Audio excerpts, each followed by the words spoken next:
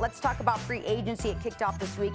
The majority of big-name free agents have been locked into deals, but one guy that still has not made his decision, Kawhi Leonard. Leonard reportedly declined his $36 million player option for the 2021 season, and Robert Horry sounded off on this decision. As a Clipper fan, I would be mad at Kawhi because there are a lot of free agents could be sitting back, well, we're going to see what Kawhi is going to do because we might join your franchise. And with him sitting back waiting and trying to see what other guys are getting, see what he wants to do, is not fair to the organization because the organization went out of its way to give you everything you wanted this past couple of seasons, but now you're putting them in a bad situation. Stephen A., you think Kawhi should be held more accountable? Well, absolutely. Max will attest to the fact that I've been on this bandwagon for quite some time.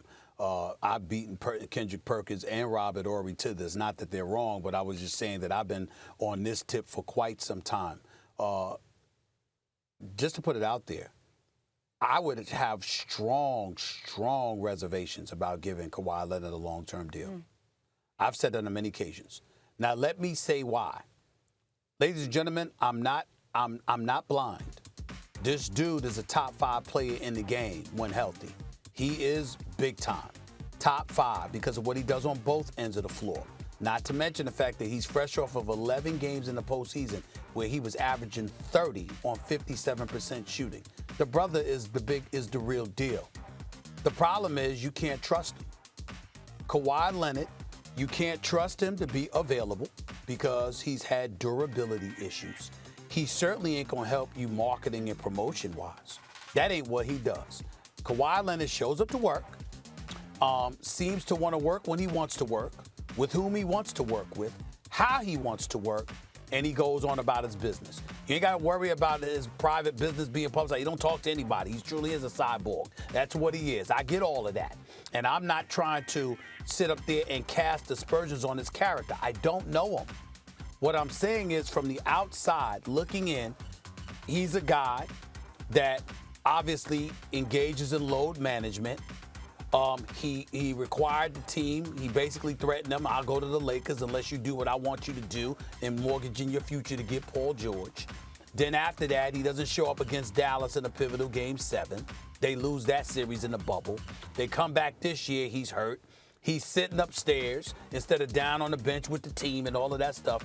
And need I remind you, Max, that when he was in San Antonio, there was discomfort and some semblance of confrontation because Tony Parker and all of those guys were saying, well, damn, we've had similar injuries. It ain't take this long for us to come back.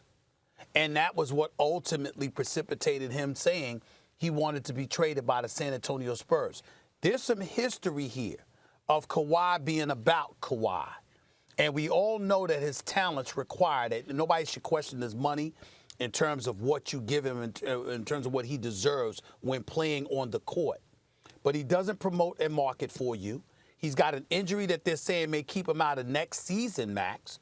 And he hasn't proven to be durable. If I'm the Los Angeles Clippers, with all of those things jumbled up together, the last thing I look at Kawhi Leonard, he's not a culture builder. He's a mercenary. And I pay him to perform. And if he can't perform, he does nothing for me because he doesn't do anything to promote the sport and he doesn't do anything to promote my team. I would give him a long-term deal. With the Spurs, look, here's the fact about Kawhi. What you said, I get it. I get what you're saying. I'm not disputing it. But what I would add to it is some dudes' bodies just aren't built the same way. He is injury-prone. His muscles and bones aren't held together with the ligaments the same way, say, LeBron's are, right? I don't think it's because he's not putting in work. I think it's because just the way he is genetically. So he had an issue in San Antonio. Remember the mysterious quad injury? He didn't feel the medical staff reportedly was taking it seriously enough, right? He eventually gets out of San Antonio. He turned out to be right. He was a finals MVP in San Antonio. Finals MVP in Toronto. That mercenary, they picked him up for 1 year. He wanted to go home. He didn't want to live in Canada. He wanted to be in LA where he's from. Goes to the Clippers. You're right against Dallas. There's no arguing that. That's bad. Everyone has a bad series. It's a bad time to have a bad Game 7. He's had so many great ones. And then last year, he missed the series because once again he was hurt. And reportedly now, he is also rumored not to be so happy with the fact that maybe the medical staff didn't take his injury seriously enough. He has a torn ACL. So this is Kawhi. He's a killer. He's the best player on a championship team. He has injury concerns that any team who gives him a contract must load manage because they must take it seriously. Thanks for watching ESPN on YouTube. For live streaming, sports, and premium content, subscribe to ESPN+.